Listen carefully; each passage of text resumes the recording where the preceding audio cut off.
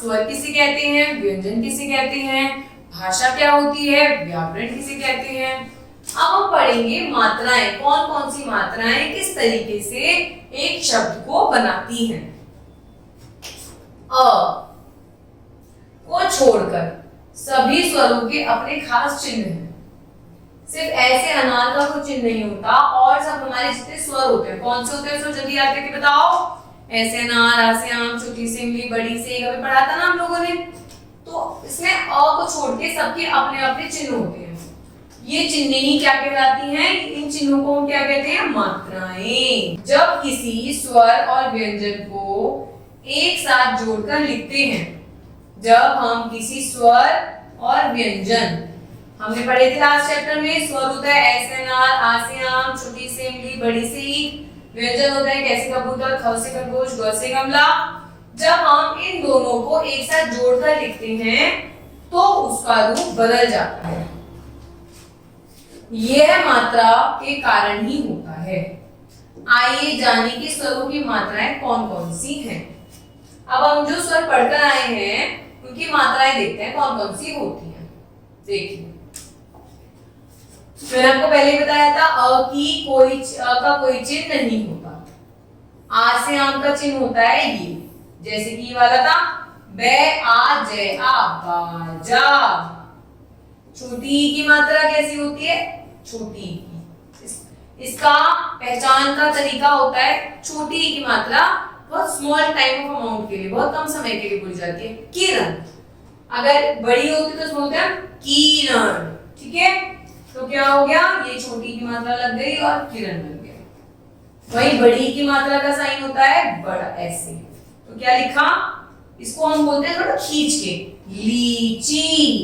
अगर हम छोटी मात्रा लगाते हैं तो हम बोलते हैं लीची, पर हमने बड़ी की मात्रा लगाई है तो हम बोलेंगे लीची। छोटों की मात्रा ये होती है, अब हम इसमें लिखेंगे, इसमें आगे छोटों की मात्रा यहाँ, मतलब पुल।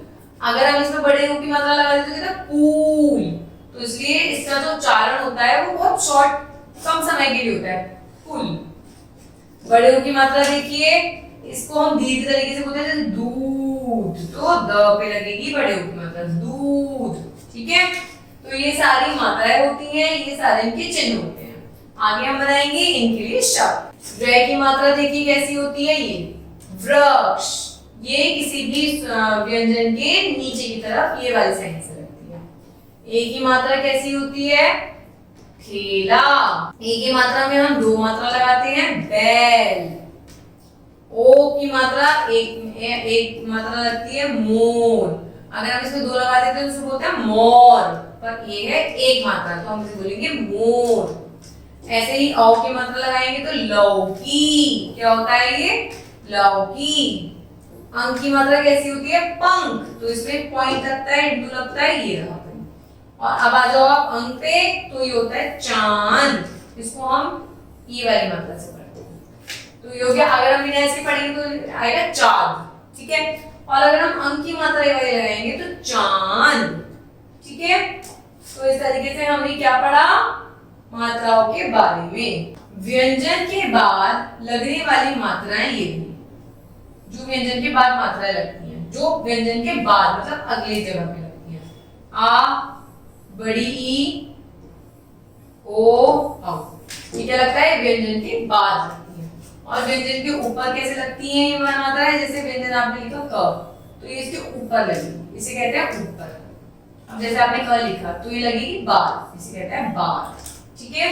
नेक्स्ट पढ़ते हैं, व्यंजन के नीचे लगने वाली मात्रा, मतलब ये नीचे की साइड लगती है। अगर हम लिखेंगे हु, तो ये कहाँ लगी मात्रा, इसके नीचे की तरफ।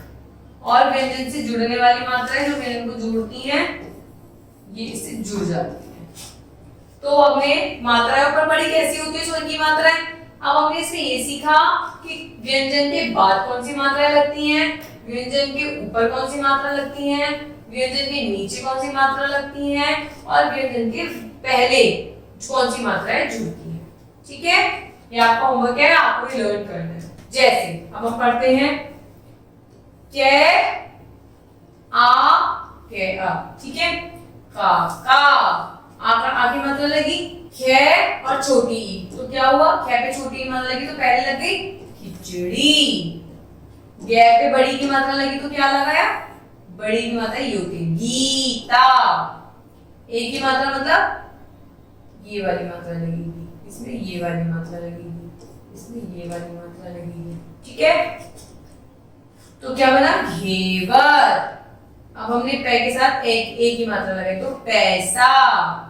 ये कौन सी दो मात्राएं होती हैं, पैसा, ठीक है। बै के साथ छोटे ओ की मात्रा ये वाली लगी तो छोटे ओ के नीचे लग गई बुनाई। भ के साथ बड़े ओ की मात्रा ये भ के नीचे लगती है भूख। म ओ की मात्रा है एक मात्रा है मो मोटा। च पे दो ओ की मात्रा लग गई तो चौकी। न पे र की मात्रा लगी तो ये कौन सी मात्रा लगेगी, नीचे, नृत्य। श पे अंक की मात्रा लगेगी तो ये वाली मात्रा लगेगी तो ऐसे बन जाएगा शंख। अब ह पे अणे खाली की लगेगी तो ये वाली मात्रा होती है इसकी तो हंस, हंसना। तो इस तरीके से हम किसी भी व्यंजन के साथ कोई भी स्वर मात्रा को जोड़ते हैं तो इस तरीके से मात्रा बनके आपका शब्द बनता है। तो हमें क्या करना है, हमें सबकी मात्रा याद करनी है। ये याद रखना है कि व्यंजन के ऊपर कौन सी मात्रा लगती हैं, व्यंजन के नीचे कौन सी मात्रा लगती हैं, व्यंजन के आगे कौन सी मात्रा लगती है और व्यंजन के पीछे कौन सी मात्रा लगती है। तो इस तरीके से जब हम वर्कशीट की प्रैक्टिस करेंगे तो हमें पता चलेगा कि किसके पीछे या किसके आगे किस तरह की मात्रा को हम लगाकर एक नया शब्द बनाते हैं। धन्यवाद।